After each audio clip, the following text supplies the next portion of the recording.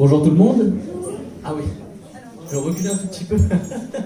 Bonjour à tous et bonjour à tous ceux qui nous regardent par le biais de la vidéo. Bienvenue dans la maison du Seigneur. Amen. On ne peut pas dire que vous ne m'entendez pas ce matin. Amen. J'espère que vous allez m'entendre aussi pour les chants. Et je vous invite à vous lever, frères et sœurs, pour célébrer notre Dieu. Amen. Venez le célébrer, son grand amour. Venez le chanter. Nous allons chanter, louer l'Éternel ce matin parce qu'il est bon. Nous fêtons notre roi, le Seigneur des Seigneurs. Amen.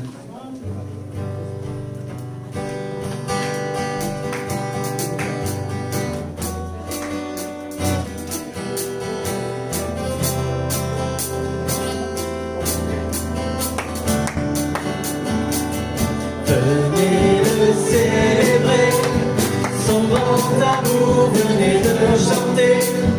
Le Fils de Dieu est venu donner la vie. Nous te fêtons, ô roi, car tu nous fais partager ta joie. Et nous offrons en ton honneur un chant d'amour, Seigneur.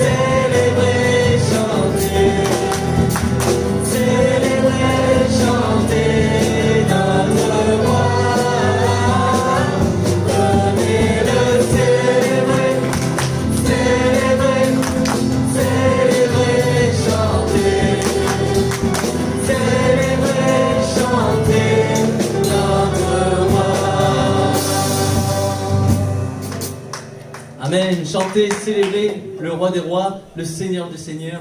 Et nous sommes venus louer Dieu parce qu'il est bon, louer Dieu parce qu'il est grand, parce qu'il est merveilleux. Louer l'Éternel, louons l'Éternel ensemble, frères et sœurs, car il est bon, car il est grand, car il est puissant dans chacune de nos vies. Amen.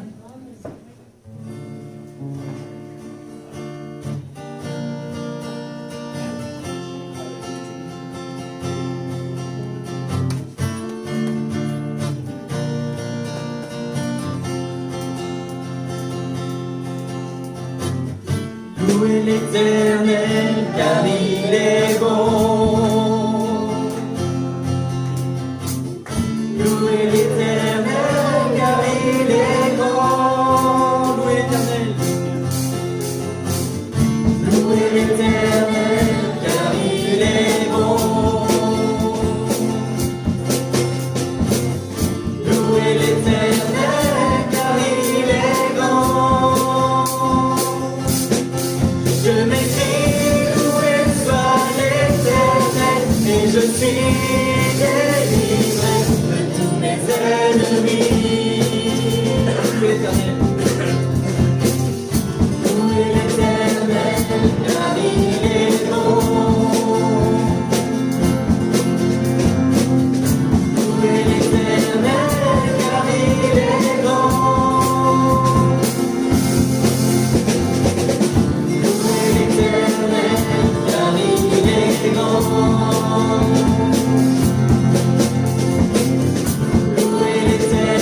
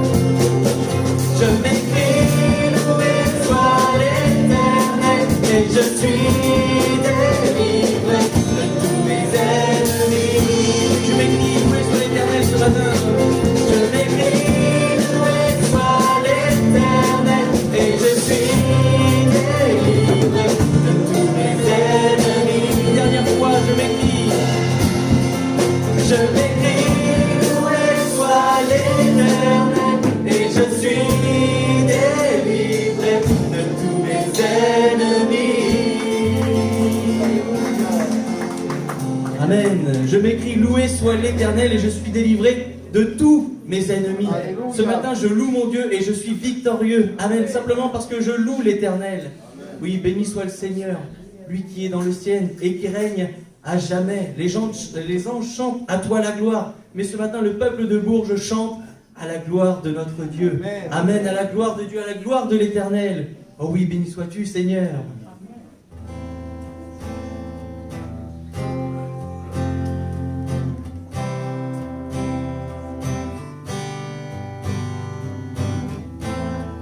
Assis dans le ciel, ton trône éternel, tu règnes à jamais.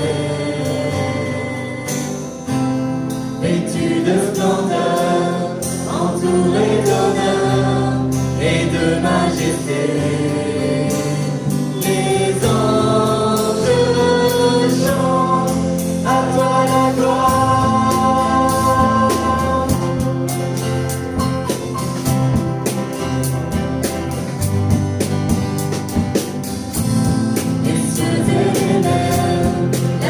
La lumière nous parle de toi.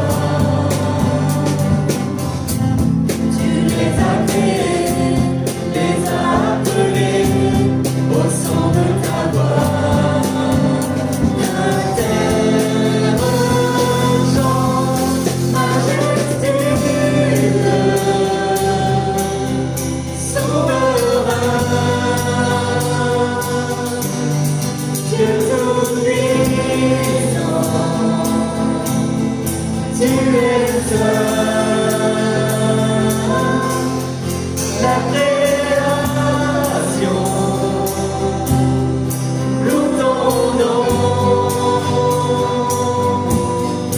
tout l'univers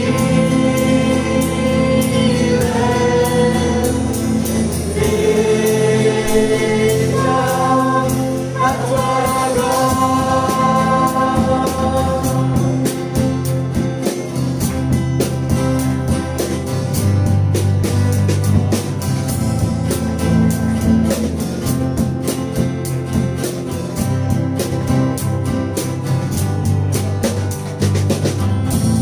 Ô roi serviteur, tu vas sur la terre révéler l'amour. Divin créateur, merveilleux sauveur, tu vis pour toujours. Tes enfants chantent majestueux, souverain, Dieu tout-puissant, tu es seul, la création loue ton nom, tout l'univers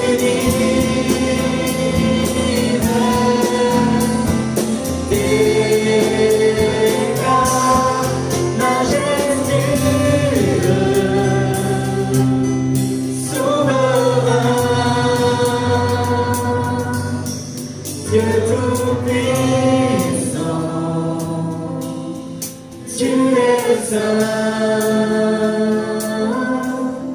la création loue ton nom, tout l'univers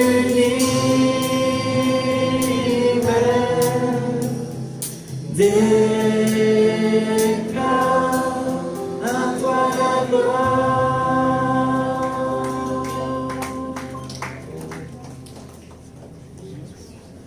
Père éternel, merci pour ta grâce ce matin, de ce que nous pouvons être tous ensemble réunis en ton nom dans cette salle. Père, je suis venu ce matin pour me prosterner devant toi, Amen. pour te remercier, pour te glorifier, parce que Père, durant cette semaine, malgré les douleurs, malgré les problèmes, tu as été là. Alors Seigneur, ce matin, mon être tout entier te dit, Père, à toi la gloire. Merci pour tout ce que tu m'accordes chaque jour, ce que tu accordes à ma famille également, mon Dieu. Merci pour tout, mon Père. Amen. Amen. gloire, honneur, louange, puissance à toi, Seigneur. Merci pour ta présence, pour ton esprit, pour ce tout accompli. Je te bénis, je te loue, je t'adore. À toi la gloire, l'honneur, la louange. Alléluia. Merci de nous avoir acceptés dans ta présence, de nous avoir rassemblés. Merci d'avoir accepté de payer pour que nous soyons pardonnés, sauvés, que ton nom soit glorifié, loué et adoré. Merci Seigneur, cette joie, ce privilège que nous avons de pouvoir nous présenter devant ta face. Ce privilège que c'est de pouvoir venir devant toi, tel que je suis, Seigneur. Et je suis merveilleux, je suis puissant, je suis suffisant, je suis celui qui a créé toutes choses, tout t'appartient, tout est à toi, tout est en toi. Quand tu permets que nous venions vers toi, parce que nous sommes et tu permets que je le fasse. Donc ça, aussi mon Père, te dis encore merci. Merci d'être aimé de toi. Merci de te connaître. Merci de pouvoir t'appeler par ton nom. Jésus, Jésus. Merci d'être mon sauveur. Merci d'être mon Seigneur. Merci d'être mort pour moi sur la croix. Merci Seigneur parce que tu es ressuscité, tu es vivant. C'est toi qui es vivant que nous parlons, c'est un vivant que nous parlons, un vivant que nous chantons, que nous disons merci. Merci de tout mon cœur. Merci. Seigneur mon Dieu, merci.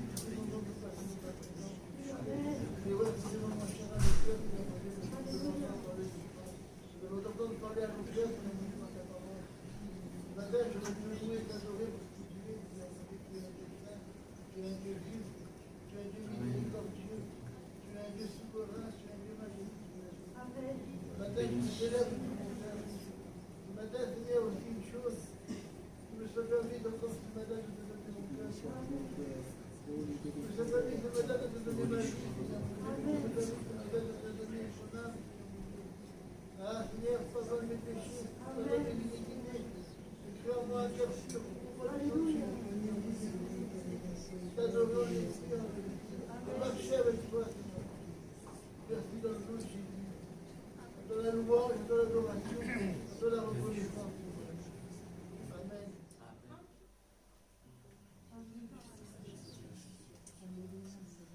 Seigneur, nous sommes des privilégiés Amen.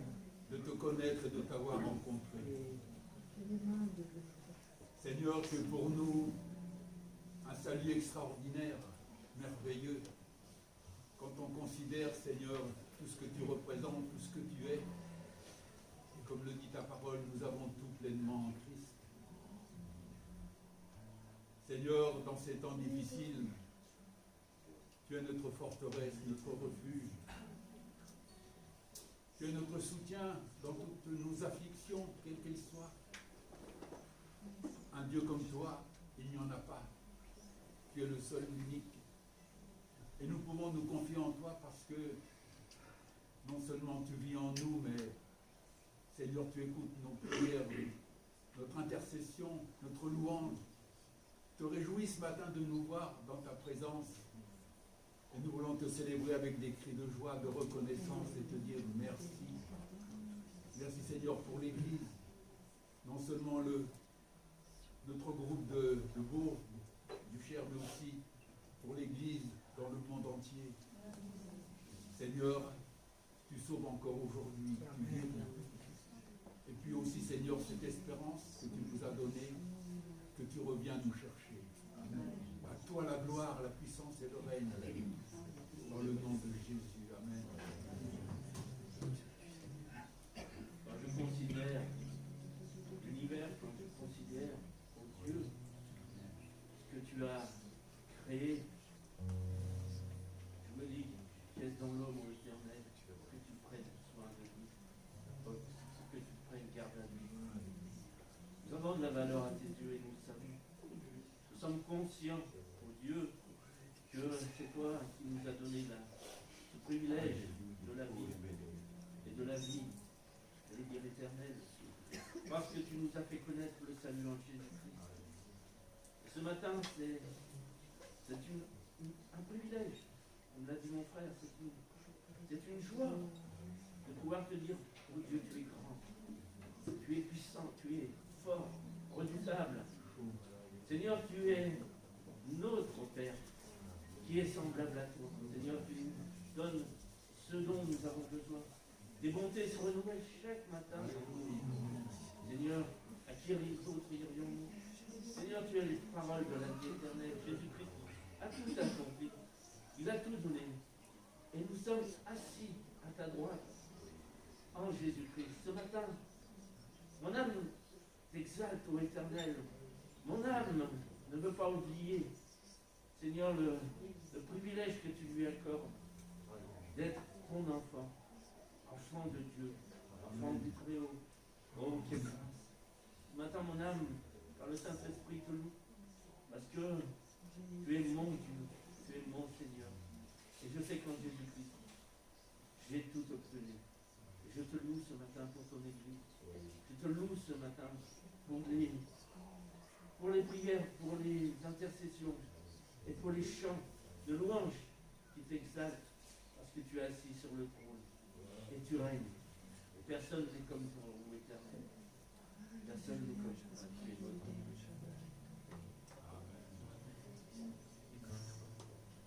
Continuons à bénir le Seigneur à travers de ce chant. Bénis Dieu, ô mon âme. Rends gloire à son saint nom ce matin. Et peu importe ce qui se passe, c'est vrai. Depuis que je suis né, jusqu'à la fin de mes jours, Dieu est avec moi. Aujourd'hui, j'ai reçu le Seigneur dans mon cœur et jusqu'à la fin, je veux louer son saint nom. Amen.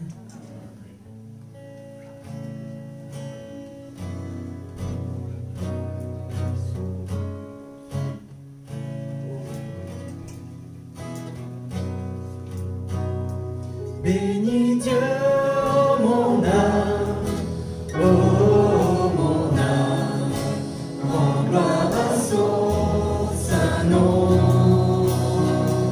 Pour chanter comme jamais, ô mon âme, rends gloire à son saint nom.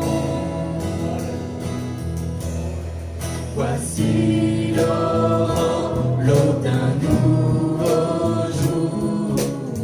Pour toi un chant doit s'élever devant ceux qui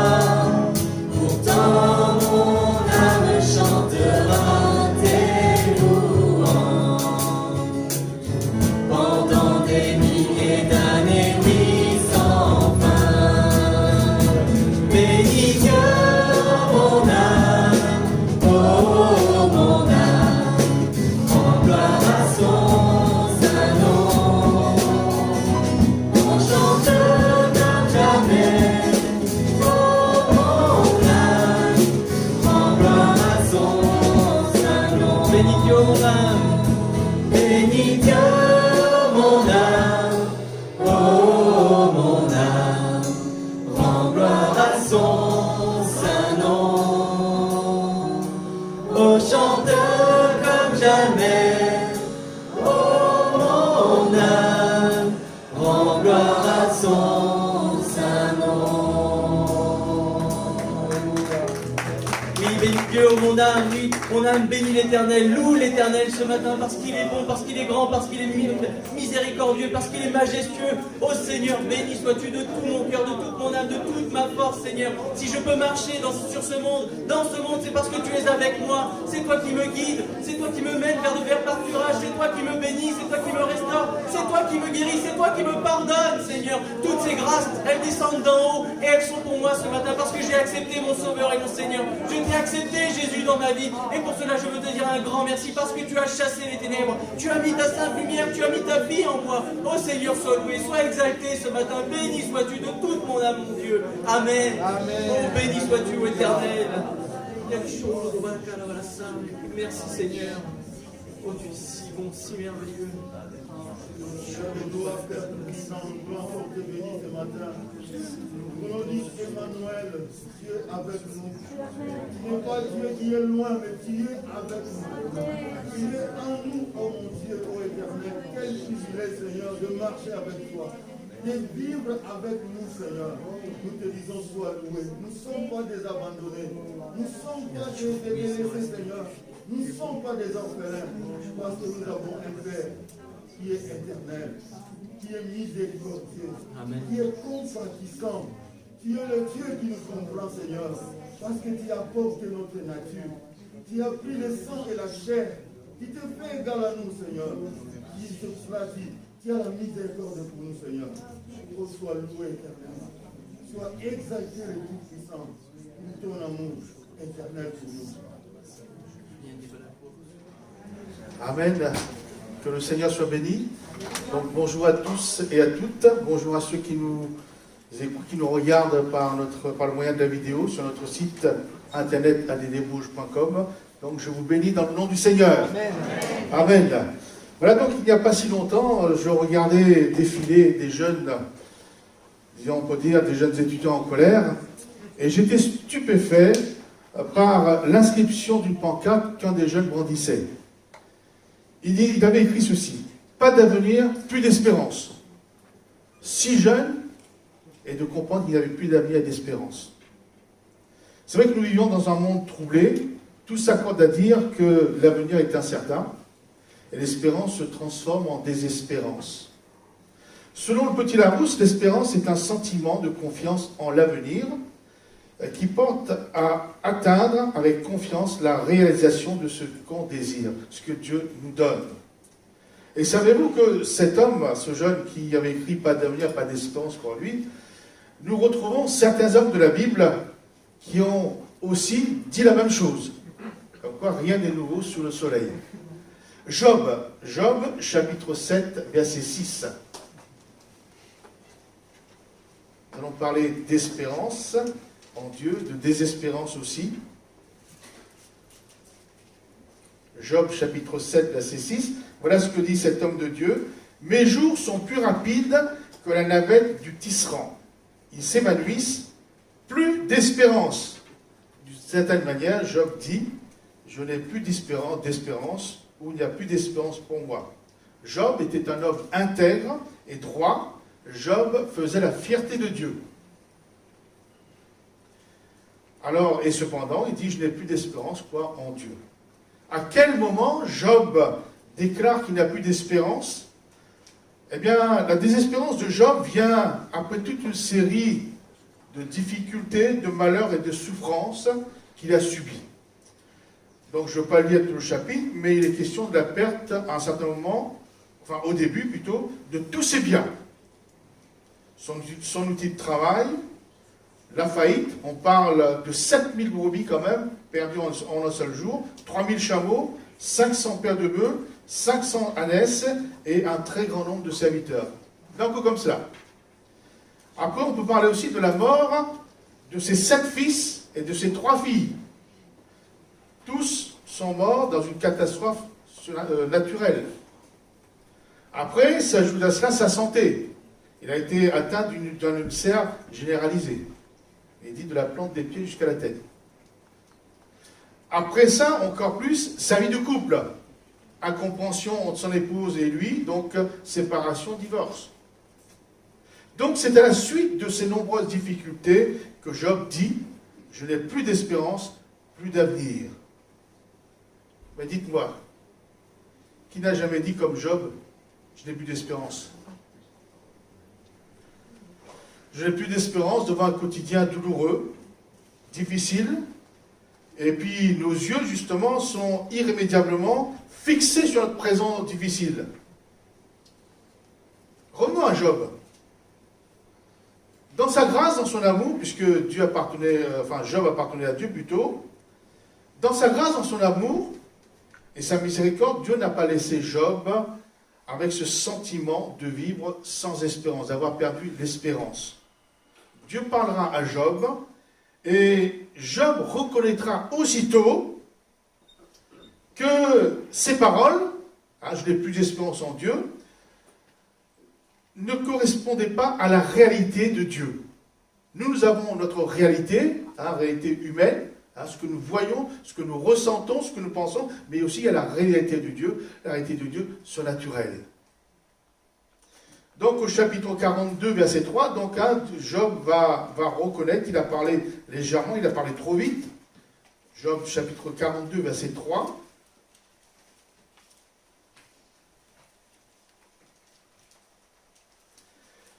Oui, dit Job, j'ai parlé sans les comprendre, de merveilles qui me dépassent et que je ne conçois pas. Donc il reconnaît avoir parlé trop vite et légèrement. Il pensait à tort que Dieu ne pouvait plus rien pour lui.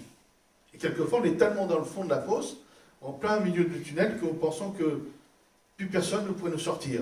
Peut-être à vue humaine, mais Dieu peut. Donc Job pensait que ça y est, c'était fini pour lui. Donc ces tourments étaient si importants que même Dieu serait incapable de renverser la vapeur ou bien d'arranger ses affaires. Mais vous savez, Dieu est un Dieu de puissance, un Dieu de miracles, de prodiges. Il contrôle toutes les circonstances de la vie, et même dans le ciel. Toutes choses lui sont soumises, et Dieu interviendra dans la vie de Job et lui restituera tout ce qu'il avait perdu. Dieu lui montre que lorsque notre espérance est fondée sur lui, cette espérance demeure quelles que soient les circonstances. Donc au chapitre 42, verset 10, regardons ce que Dieu a fait pour Job. L'Éternel rétablit Job dans son premier état. Quand Job eut prié pour ses amis, et l'Éternel lui accorda le double de tout ce qu'il avait possédé. Il a perdu quelque chose, mais il reçoit à nouveau le double. Donc on va continuer à lire. Les frères, les sœurs et les anciens amis de Job vinrent tous le visiter, et ils mangèrent avec lui dans sa maison. Ils le plaignirent et le consolèrent de tous les malheurs que l'Éternel avait fait venir sur lui. Et chacun lui donna un kézida et un anneau d'or.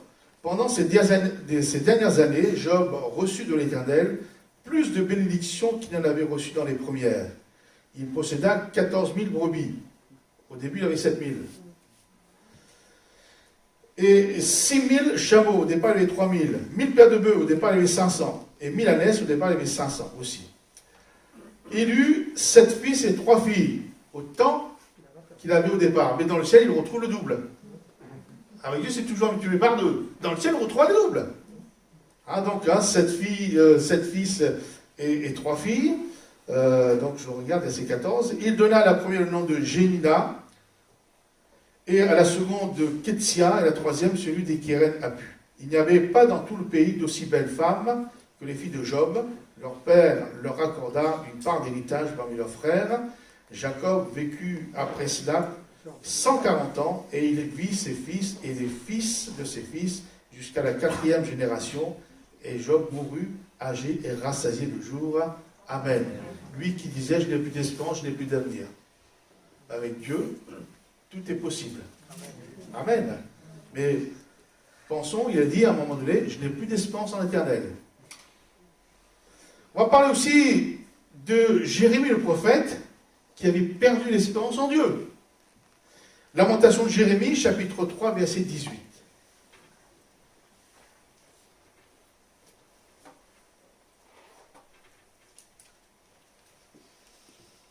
Lamentation de Jérémie, chapitre 3, verset 18, et j'ai dit, donc Jérémie dit, « Ma force est perdue, je n'ai plus d'espérance en l'Éternel. » La désespérance d'un grand homme de Dieu, prophète. Cette perte d'espérance en Dieu provient de ce que son peuple, le peuple d'Israël, le peuple de Dieu, a été détruit par l'armée de Babylone. Les prophètes, les sacrificateurs, les scribes ont été massacrés.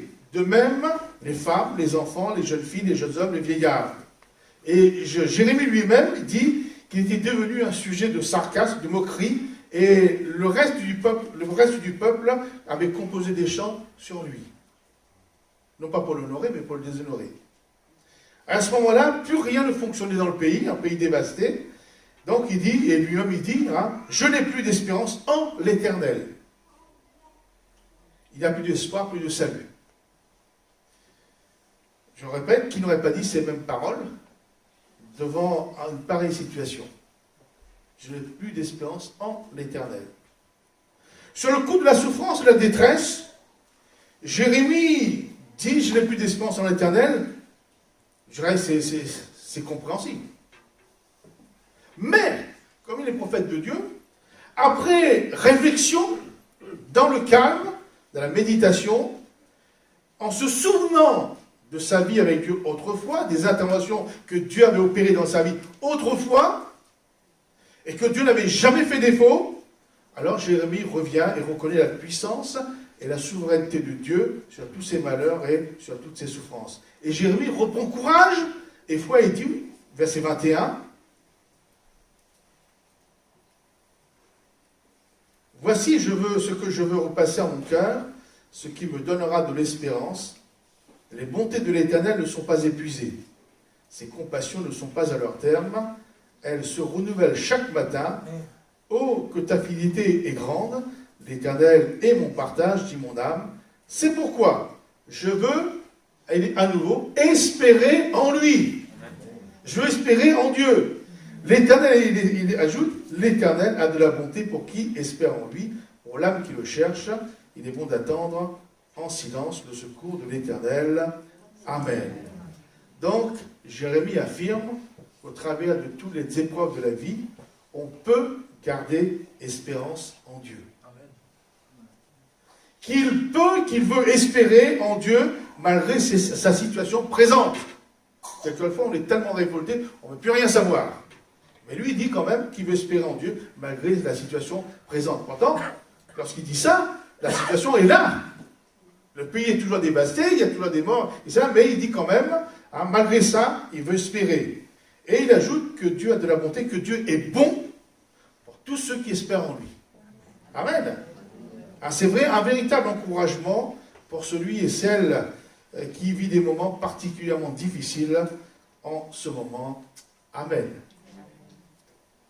Vous croyez que c'est fini? Non, il y a encore d'autres qui ont dit... Il y a le peuple d'Israël, le peuple de Dieu, qui un jour avait perdu l'espérance en Dieu. Nous retrouvons dans le livre du prophète Ézéchiel, au chapitre 37, verset 11.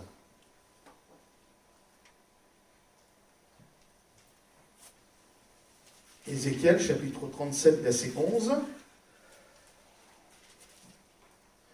Voici, ils disent, donc les enfants du peuple d'Israël, « Nos eaux sont desséchées, notre espérance est détruite, nous sommes perdus. » C'est le constat amer de tout un peuple, donc le peuple de Dieu, le peuple d'Israël, qui dit que notre espérance est détruite. On peut aussi constater la même chose, que ce soit pour un pays, pour une église, donc qui reconnaît, comme on connaît en ce temps de crise. Et si le peuple d'Israël ne dit pas qu'il a perdu l'espérance, rappelez-vous, pour Job, je n'ai plus d'espérance, pour Jérémie, je n'ai plus d'espérance, j'ai perdu l'espérance. Il dit, notre espérance est détruite. Ça veut dire que quelqu'un a détruit l'espérance du peuple d'Israël. C'est tout à fait différent. Notre espérance est détruite, quelqu'un a détruit l'espérance. Qui a détruit l'espérance du peuple de Dieu?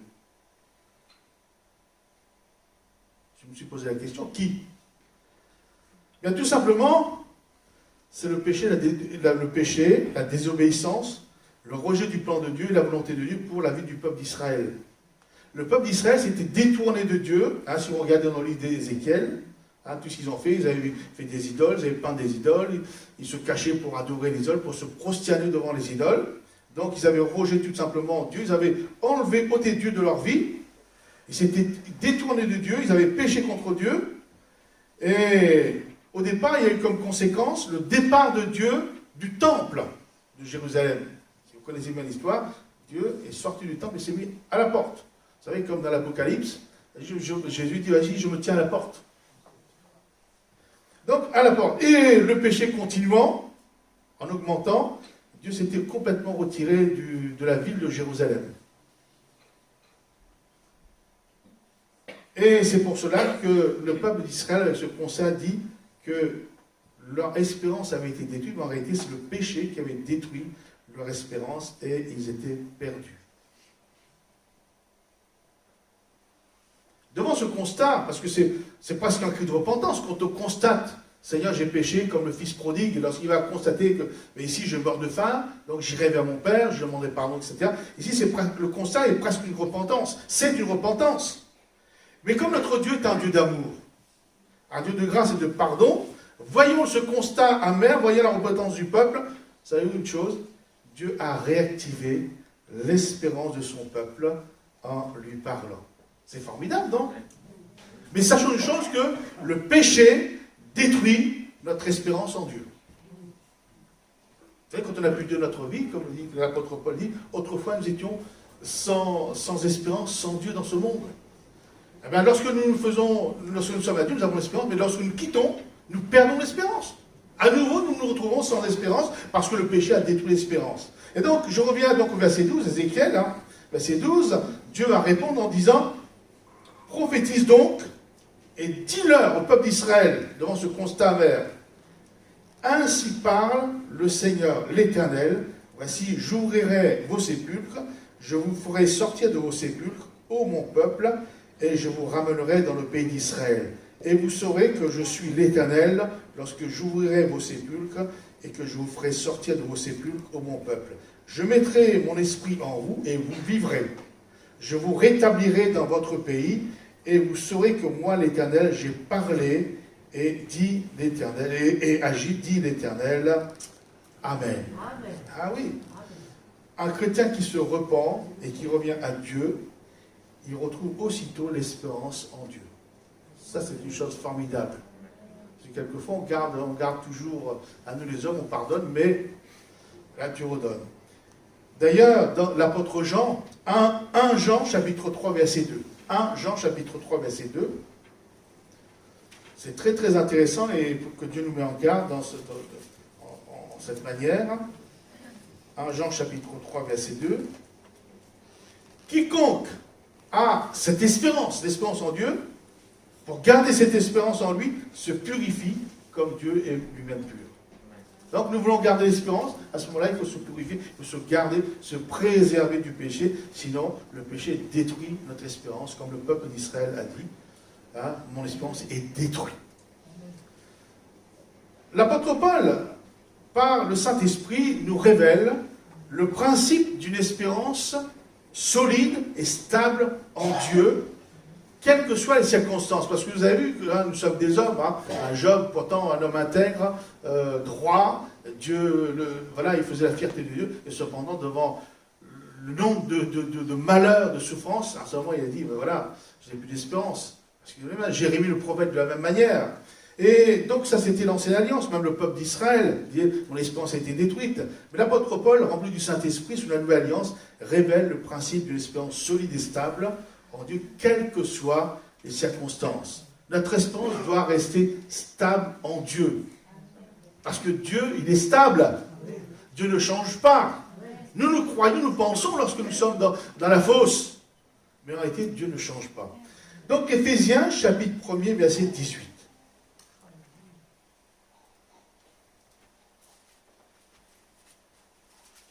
Je ne cesse de rendre grâce pour vous, faisant mention de vous dans mes prières, qu'il illumine les yeux de votre cœur, et que pour que vous sachiez quelle est l'espérance qui s'attache à son appel, quelle est la richesse de la gloire de son héritage qu'il réserve aux saints, et quelle est envers nous qui croyons l'infinie grandeur de sa puissance, se manifestant avec efficacité par la vertu de sa force.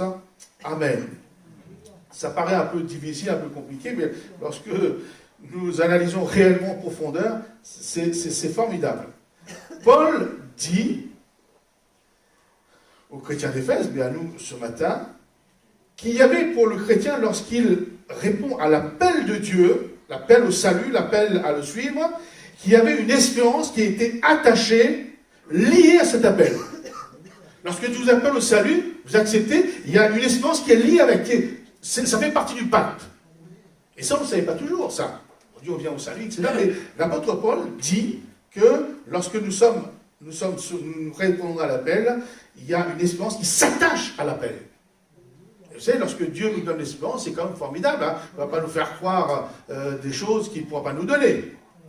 D'ailleurs, le prophète Jérémie l'a dit 20 ans, je le dis rapidement, car je connais, Dieu dit, je connais le projet que j'ai formé sur vous, dit l'Éternel, projet de paix et non de malheur, afin de vous donner un avenir et de l'espérance. Et de l'espérance. Donc, l'espérance est attachée à l'appel de Dieu pour chacune de nos vies. Ça, il faut le croire, il faut le savoir. Et donc, mais les chrétiens d'Éphèse ne savaient pas, comme nous aussi peut-être ce matin. Mais Paul prie afin que Dieu ouvre les yeux des chrétiens d'Éphèse, mais les nôtres, pour que nous sachions qu'il y a de l'espérance pour ceux qui ont répondu à l'appel. Il faut savoir, lorsque Dieu nous a appelés, il y a l'espérance qui est avec. Mais les chrétiens d'Éphèse ne savaient pas, donc Paul est obligé de prier pour que Dieu leur ouvre les yeux. Et donc, pour moi, ça veut dire que, mes frères et mes sœurs, la prière est efficace pour que Dieu nous révèle l'espérance que nous avons en lui. Si nous ne le savons pas, il faut prier, Seigneur, montre-moi l'espérance qui s'attache à mon appel. Et donc, c'est pour cela qu'il y a la prière au départ. Et nous retrouvons à chaque fois les mêmes bases, la prière, la lecture de la Bible, etc., etc. Donc, vous voyez, Paul dit que la prière est efficace pour que nos yeux s'ouvrent quant à l'appel, quant à la richesse qui est liée à l'appel du Seigneur. Et Paul, donc, toujours, je résume ce verset, Paul dit que nos yeux doivent s'ouvrir et demeurer toujours ouverts sur l'héritage glorieux qui nous attend dans le ciel, exemple la couronne de gloire. Et quelquefois nous oublions cela. Nous disons, Seigneur, j'ai plus d'espérance, j'ai plus de machin, mais nous oublions qu'il y a l'héritage, que nos yeux restent ouverts sur l'héritage glorieux qui nous attend dans le ciel, donc entre autres la couronne de gloire.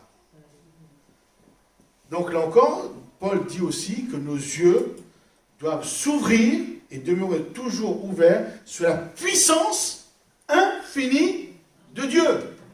Parce que si nos yeux demeurent sur la puissance infinie de Dieu, nous saurions que quelles que soient les circonstances ou la profondeur de la force dans laquelle nous sommes, Dieu est capable de poser sa main, de nous retirer.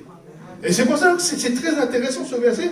Donc que nos yeux doivent s'ouvrir et demeurer toujours sur la puissance infinie de Dieu. Et nous, malheureusement, nos yeux sont hypnotisés, nous voyons ce que nous voyons. Et c'est pour ça que, bien souvent, Seigneur, j'ai plus d'espérance. Et je mets au défi qui n'a jamais dit ça, vraiment en tant que chrétien. Donc, vous voyez, c'est très intéressant ce verset, bien sûr, ça paraît difficile. Et donc, Paul dit aussi que nos yeux, toujours dans ce verset, que nos yeux doivent s'ouvrir et demeurer ouverts sur l'efficacité de la puissance de Dieu et de la force de Dieu dans notre faveur, sur la terre comme dans le ciel. L'efficacité, quelquefois, on est fort là, mais on n'est pas efficace. Mais là, on parle de la puissance infinie de Dieu, mais aussi de l'efficacité. Dieu ne va pas perdre son temps, ne va pas perdre sa puissance, mais Dieu est efficace dans sa manière de nous retirer de nos malheurs, de nos souffrances, d'agir en notre faveur, je dis bien sur la terre et dans le ciel. Et donc, vous voyez, tout ça, ça donne que nos yeux s'ouvrent, que nos yeux doivent rester ouverts. Et les chrétiens d'Éphèse ne le savaient pas. C'est pour ça que Paul, rempli du Saint-Esprit, va développer ce thème, va poser les bases d'une espérance vivante, puissante, réelle et stable. Et non pas ça varie en fonction des circonstances et du yo-yo. Quand ça va bien, j'ai de l'espérance, et puis quand ça ne va pas, j'ai plus d'espérance. Quoique Dieu est bon, puisque vous avez vu pour Jérémie et Job, Dieu les a relevés même pour le peuple d'Israël. Enfin, c'est pas, il faut aussi vivre aussi en étant stable. Et là, l'auteur de l'épître aux Hébreux ajoute quelque chose de formidable. Il dit que c'est impossible que Dieu mente lorsqu'il nous demande d'espérer en lui pour quelque chose. Les hommes peuvent mentir, ou alors parce qu'ils ne peuvent pas le faire, mais donc l'auteur de l'Épître aux Hébreux dit Dieu, il est impossible, et lorsque nous assimilons cette chose, qu'il est impossible que Dieu mente, le diable est le père du mensonge. Mais Dieu ne ment jamais. Hébreux chapitre 6, verset 18.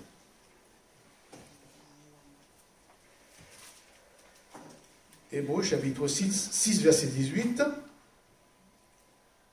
Il y a donc deux actes irrévocables dans lesquels il est impossible que Dieu mente. Il est impossible, c'est pas... Hein, donc, voilà, si vous avez mal compris, mais Dieu n'exagère pas, Dieu, quand il dit, il le fait. Ainsi, nous qui avons trouvé un refuge en lui, nous sommes grandement encouragés à saisir avec fermeté l'espérance qui nous est proposée. Cette espérance est pour nous comme une encre, comme l'encre de notre vie. Là, j'ai pris le français courant, hein, c'est plus facile. Elle est sûre et solide et pénètre à travers le rideau du temple céleste jusque dans le sanctuaire intérieur. Amen. Donc, il est impossible que Dieu mente, mes frères et mes sœurs, vous le saviez déjà, mais quelquefois, il faut se le redire aussi.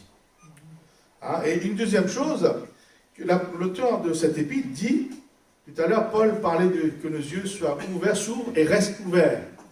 Et là, l'auteur de l'Épître aux Hébreux dit que nous devons saisir fermement ce que Dieu nous propose.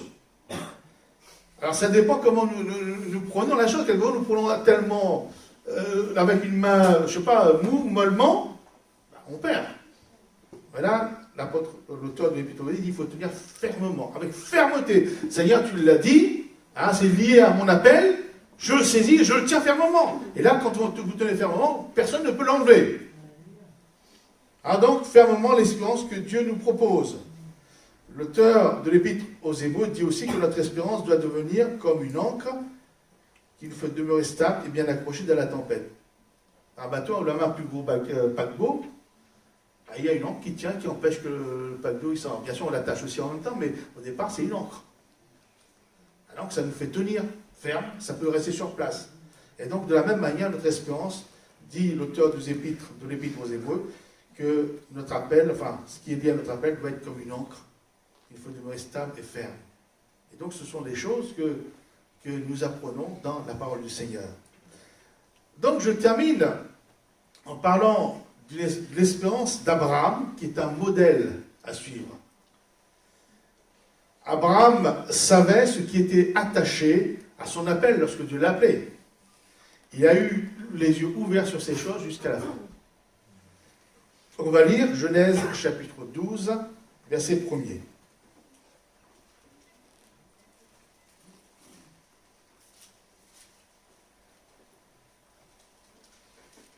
L'Éternel dit à Abraham, c'est ça, va-t'en de ton pays, de ta patrie, la maison de ton père, dans le pays que je te montrerai.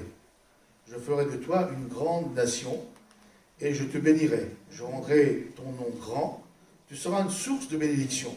Je bénirai ceux qui te béniront, et je maudirai ceux qui te maudiront. Et toutes les familles de la terre sont bénies en toi. Abraham partit, comme l'Éternel lui avait dit. Amen. Donc nous voyons ici l'appel d'Abraham par Dieu au salut. Comme ça, Dieu a appelé, il a accepté. Et donc, nous voyons aussi qu'il y a de l'espérance, un avenir qui était attaché à l'appel. Dieu l'a appelé au salut, il a dit voilà, ce qui est attaché à ton appel, je ferai ça, je ferai ça, je ferai ça. Oui ou non? Amen. Donc il a dit je ferai de toi une grande nation. Ce qui a impliqué pour Abraham la capacité d'avoir un fils, enfin, d'avoir des enfants. Oui ou non? C'était lié à son appel. Il a dit, je te bénirai. C'est lié à son appel. Je rendrai ton nom grand. C'est lié à son appel. Tu seras une source de bénédiction. C'est lié à son appel. Et quand Abraham est arrivé dans le pays de Canaan, verset 7, Dieu lui a promis de lui donner le pays. C'était lié à son appel. Mes frères et mes sœurs, lorsque nous sommes venus au Seigneur, Dieu ne nous a pas promis, il ne nous a pas donné des promesses. Chacun, nous avons eu des promesses, des promesses. Pour sa part, la promesse que j'ai eue, c'est peut-être pas la même que la vôtre. Ni plus ni moins. Chacun en fonction. Et là, de la même manière, donc, hein, c'est pour ça l'apôtre Paul a prié pour que Dieu ouvre les yeux des chrétiens pour qu'ils sachent ce qui est attaché, les promesses qui sont attachées à l'appel. Et donc, Abraham, c'est clair, net, il a eu les promesses, l'espérance liée à son appel. Donc, à l'appel d'Abraham, Dieu avait attaché une espérance et un avenir. Bien sûr, Abraham n'est pas parfait comme tous les hommes. Malgré quelques erreurs, Abraham a gardé l'espérance qui s'attachait à son appel, malgré les années d'attente et les choses contraires. Romains, chapitre 4, verset 18. Juste un résumé uniquement pour une grande nation, déjà. Je ne vais pas prendre tout le majeur, mais juste, hein, Dieu ferait de toi une grande nation. Sauf qu'au moment où Dieu dit ça, Abraham et Sarah, pas d'enfants. Donc, Romains chapitre 4, verset 18, il dit « Espérant ». Donc, Abraham, en parlant de lui, « espérant contre toute espérance ». C'est formidable, ça. « Espérer contre toute espérance ». Je ne sais pas, mais la langue française, quelquefois, est bizarre. « Espérant contre toute espérance ». Bon, nous, on comprend, mais quand on regarde littéralement, on dit « mais ça ne veut rien dire du tout ». Mais nous comprenons « espérant contre toute espérance ». Abraham crut à l'appel, aux bénédictions, aux choses qui étaient attachées à son appel, à l'espérance qui était attachée à son appel, en sorte qu'il devint père d'un grand nombre de nations. C'est ce que Dieu avait dit au départ. Donc, selon ce qui lui avait été dit, telle sera ta postérité, et sans faiblir dans la foi, il ne considéra point que son corps était déjà usé, puisqu'il avait près de 100 ans, et que Sarah n'était plus en état d'avoir des enfants. Il ne douta point par incrédulité au sujet de la promesse de Dieu, mais il fut fortifié par la foi, donnant gloire à Dieu, et ayant la pleine conviction que ce qu'il promet, ce que Dieu promet, il peut aussi l'accomplir. Amen. Que les yeux s'ouvrent, que Dieu illumine les yeux de votre cœur, etc. Eh bien, les yeux d'Abraham, lui, bien sûr, il a regardé son corps usé de 100 ans, mais il avait les yeux fixés sur la promesse de Dieu. Donc, vous voyez où, donc les yeux ouverts pour regarder ce qui s'attache à l'appel, Abraham, il est resté ferme là-dessus. Donc, malgré son âge, 100 ans celui de sa femme, Sarah 90, Abraham avait les yeux fixés sur l'espérance qui était attachée à son appel, à lui, celui d'une grande nation, d'un grand pays. Amen. Donc, vous voyez, on a vu, donc il y a Paul, donc, qui parle aux Éphèses, les yeux ouverts. Il y a l'auteur de l'Épître aux Hébreux, qui nous parle de saisir fermement, etc. Il y a, donc, il faut qu'on sache qu'il y a des choses qui sont attachées à notre appel, mais il y a encore plus, il y a aussi plus, notons que Romains 8, 13. Donc, j'avais dit tout à l'heure, on revient à la base, la prière pour que Dieu nous ouvre les yeux, etc. Et là, nous allons voir que, là aussi, il est question de la parole de Dieu. Romains 8, 13. Or, tout ce qui est écrit d'avance l'a été pour notre instruction. C'est dans la Bible. Afin que par la patience et par la consolation que donnent les Écritures, nous possédions l'espérance. La lecture de la parole de Dieu de la Bible fortifie et renouvelle notre espérance en Dieu. Il est évident, lorsque nous lisons le texte comme Abraham, etc., nous disons, Seigneur, tu agis pour cet homme-là, donc tu peux agir aussi pour moi. Tu es capable de te manifester pour Abraham, pour Jean, pour Jérémie, tu es capable aussi de le faire pour moi. Donc, vous voyez, donc nous revenons toujours à la base, c'est la prière pour que Dieu ouvre nos yeux, après c'est à nous d'agir, mais aussi la lecture de la parole de Dieu qui fortifie, qui renouvelle. Donc, vous voyez, espérance et désespérance. Et moi, je dis, je l'affirme, bien sûr, je suis comme vous, quelquefois, on peut être découragé, mais n'empêche que si nous voulons avoir une vie, enfin une espérance stable, il faut que nos yeux, par la prière, restent ouverts sur les choses qui s'attachent à notre appel, les promesses que Dieu nous a données lorsqu'il nous a appelés. que nous saisissions fermement. Pas question de laisser s'échapper.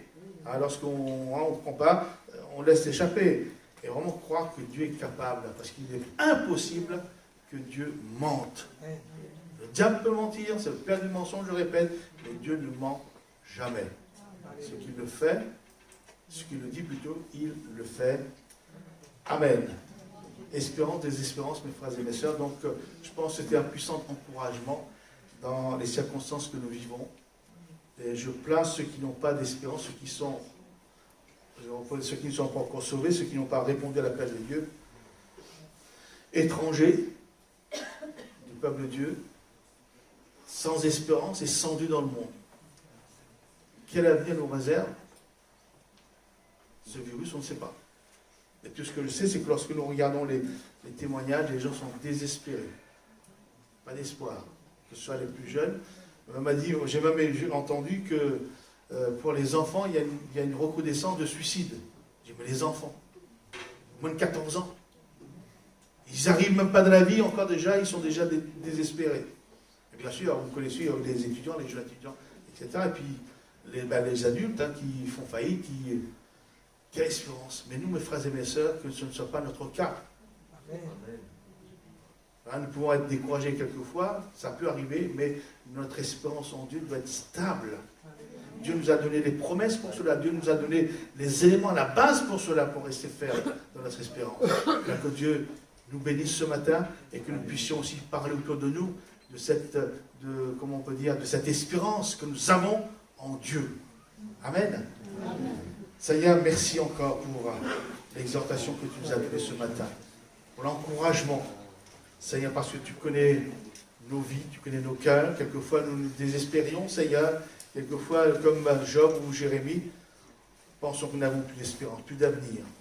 Mais toi, Seigneur, tu es capable de reconstruire, de bâtir, de rebâtir, de restaurer. Même sur d'anciennes ruines, Seigneur, sur des ruines, tu peux relever. Seigneur, nous bénissons ton nom parce que c'est vrai. Seigneur, tu es un Dieu puissant, tout puissant. Ce matin encore, oui, tu connais les cœurs, tu connais les âmes, tu connais, Seigneur, les vies devant toi. Seigneur, fortifie, encourage, bénis et fais de nous des témoins. Seigneur, pour dire qu'il y a de l'espoir, qu'il y a de l'espérance en Dieu. Bénis ton peuple aujourd'hui. Amen. Voilà pour le service de la scène. J'invite notre frère Daniel Colucci, Denis Diasonama et Claude Bana.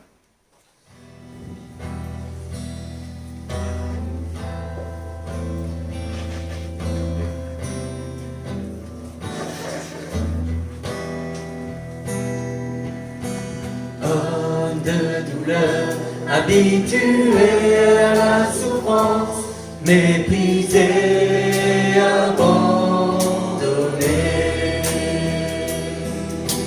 tu as déversé ton amour immense en mourant pour nos péchés. Oh, je méritais la mort, et c'est toi qui l'as payé. Je m'incline et je t'adore, en mon esprit, en vérité. Un si grand amour, je ne l'ai pas mérité. Tu me demandes simplement de l'accepter. Tu me demandes simplement de l'accepter. Homme de douleur, habitué à la souffrance, méprisé,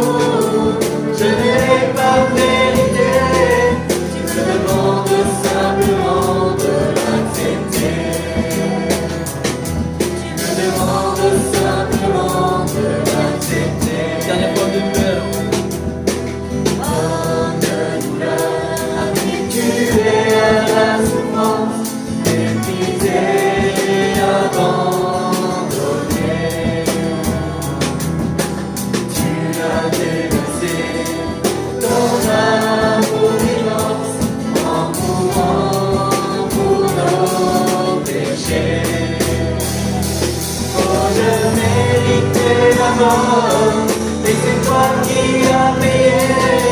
Je m'incline et je t'adore, ton esprit en vérité. Merci dans ta amour, je ne l'ai pas mérité. Tu me demandes simplement de l'accepter. Tu me demandes simplement de l'accepter.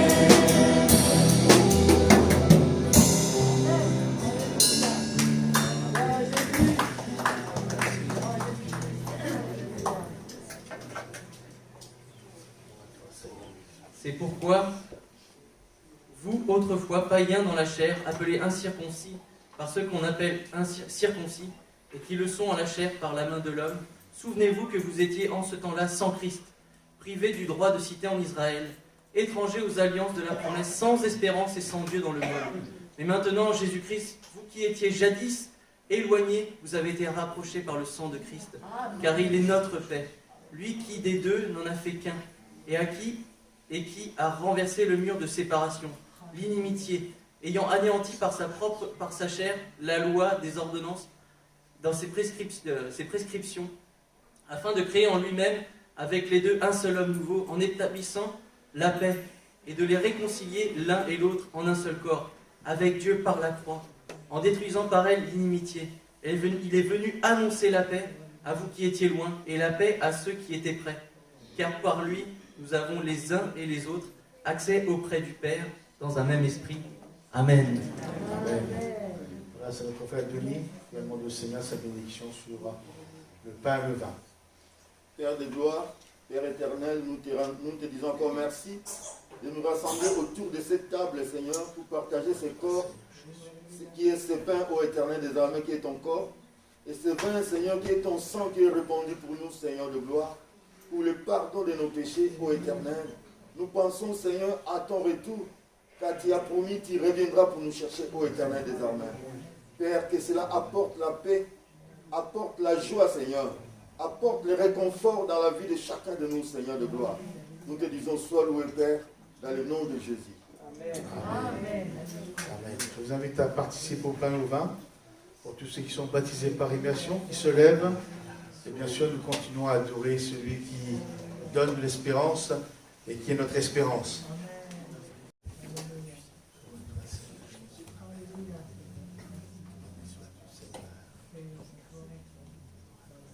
Seigneur, tu as dit, mon âme est triste jusqu'à la mort.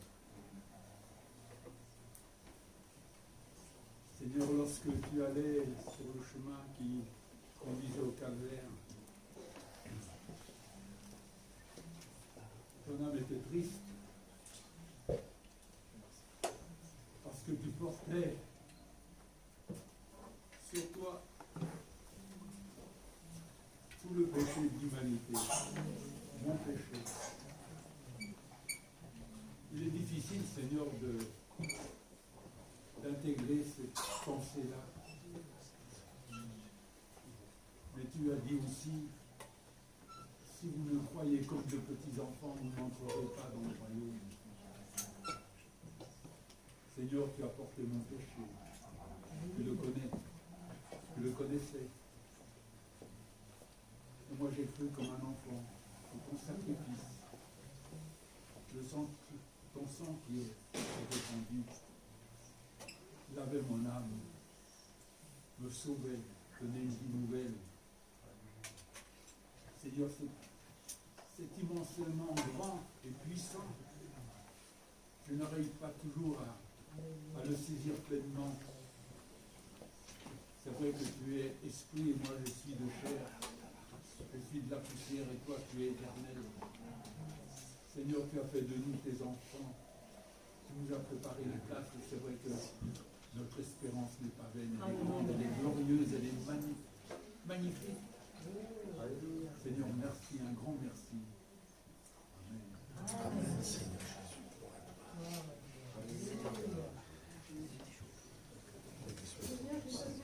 Seigneur, je te mérite pas d'être dans ton royaume, Seigneur, mais toi tu m'as accepté, Seigneur, et je l'accepte, Seigneur.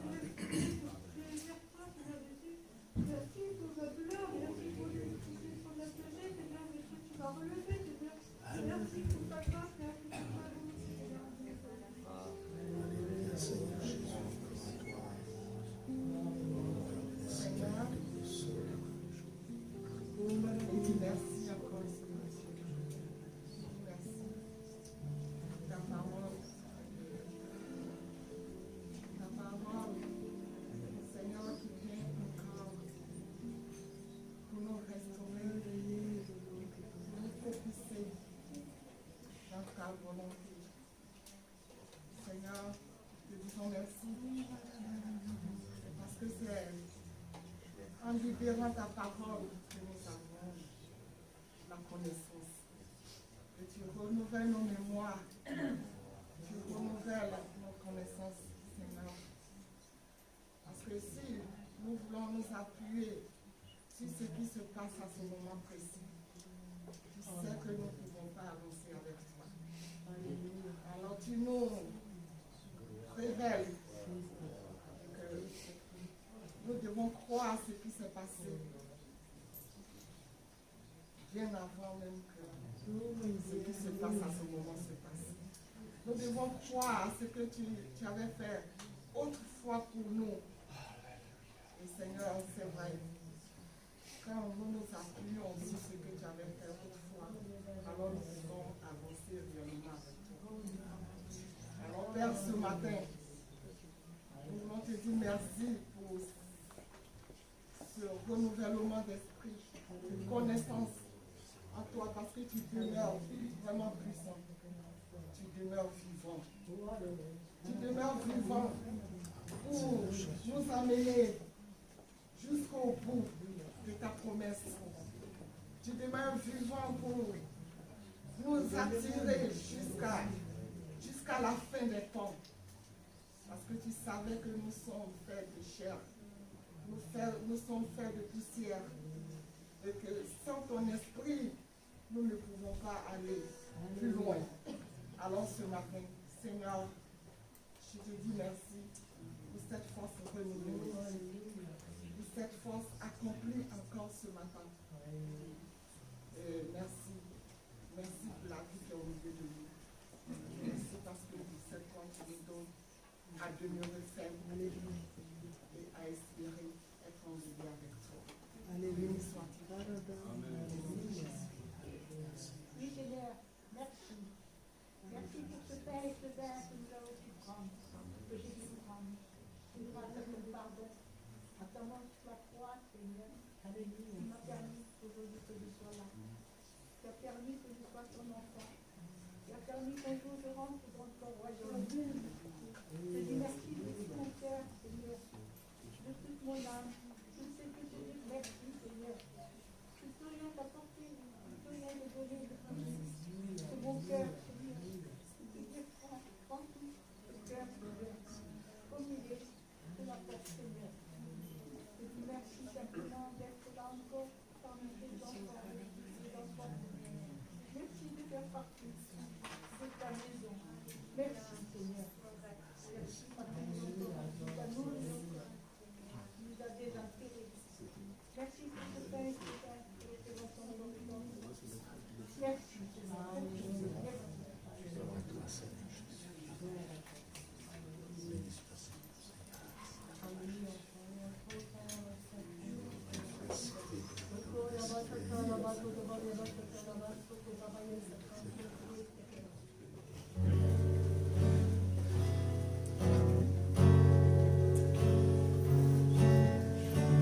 On entend parler de lui, étant méprisé aussi. On a voulu l'effacer en lui perçant les deux pieds, provoquer l'humiliation.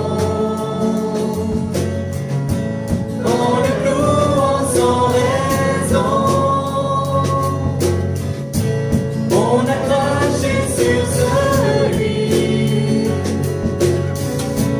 dont le visage aujourd'hui m'éblouit.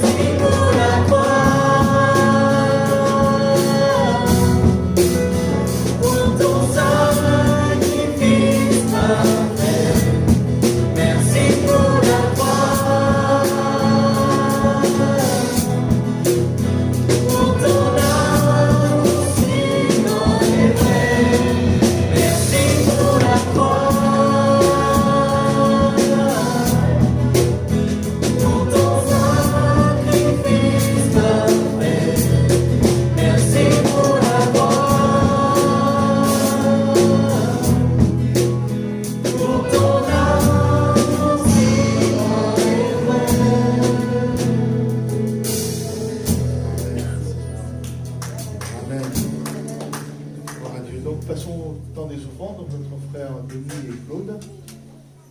Ils seront de service pendant que nous chantons un cantique.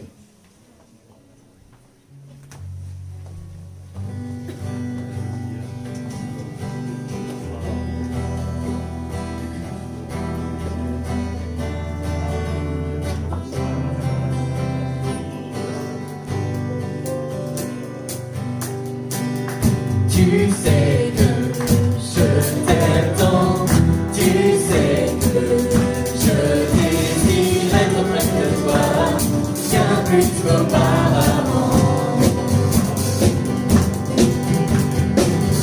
Ces mots viennent de mon cœur, ces mots sont bien réels, je nous resterai, car je te suis consacré. De majesté, je n'ai qu'un désir, être près de toi, mon Dieu, être près de toi, mon Dieu. Jésus, tu es le sauveur de mon âme, et pour toujours et toujours je chanterai tes louanges. Jésus, tu es le sauveur de mon âme, et pour toujours je chanterai tes louanges. Tu sais que je t'aime tant, tu sais que je désire être près de toi, bien plus qu'auparavant. Ces mots viennent de mon cœur, ces mots sont bien réels, je vous vois seul, car je te suis consacré. Roi de majesté, je n'ai qu'un désir, être près de toi, mon Dieu, être près de toi, mon Dieu. Jésus, tu es le sauveur de mon âme, et toujours je chanterai tes louanges. Jésus, tu es le sauveur de mon âme, et pour toujours je chanterai tes louanges. Viens la fois Jésus. Jésus, tu es le sauveur de mon âme, et pour toujours je chanterai tes louanges.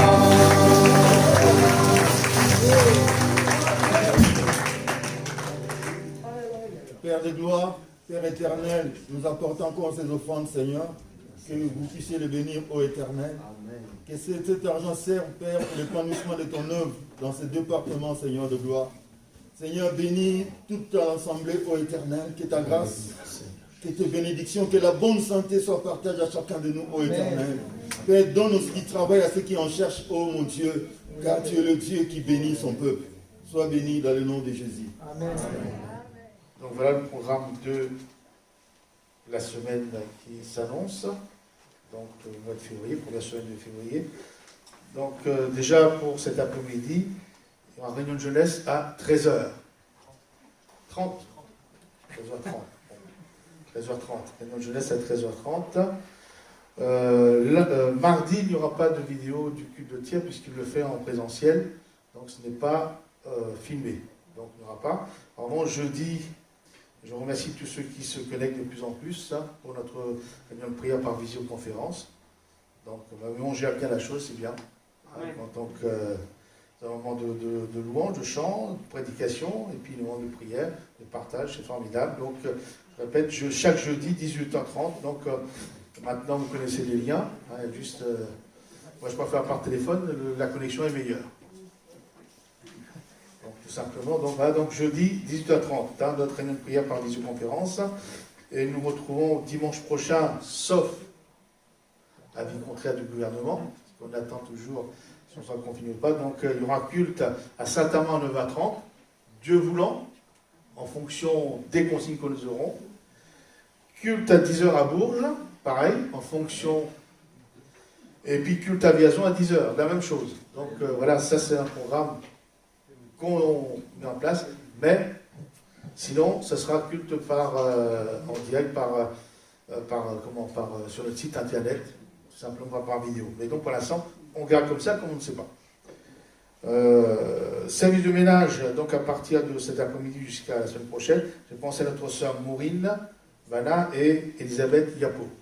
Hein, donc 2 personnes pour la grande salle et les toilettes. Je pense que c'est. Je vous invite à vous lever, frères et sœurs.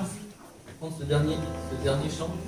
Un chant qui dit « Car je connais les projets que j'ai formés pour vous, dit l'Éternel, des projets de paix et d'espérance pour le peuple de Dieu. Amen. »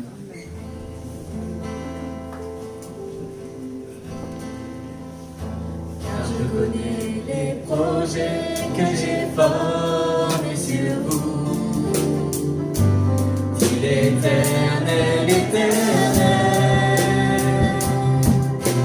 Car je connais les projets que j'ai formés sur vous, dit l'Éternel, l'Éternel. Projet de paix, non de malheur, afin de vous donner un avenir. Projet de paix, non de malheur, afin de vous donner un avenir et de l'espérance, et de l'espérance.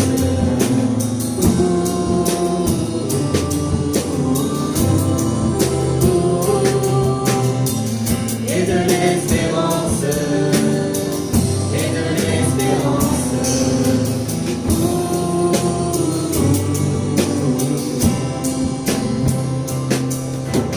Car je connais les projets que j'ai formés sur vous, dit l'Éternel, l'Éternel. Car je connais les projets que j'ai formés sur vous, dit l'Éternel, l'Éternel. Projet de paix, non de malheur,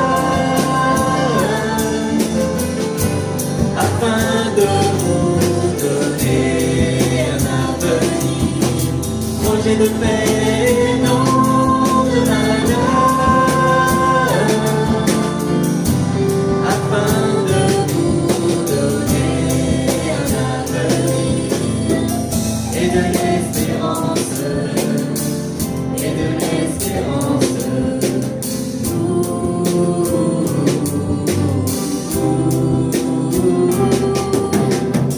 Et de l'espérance, et de l'espérance.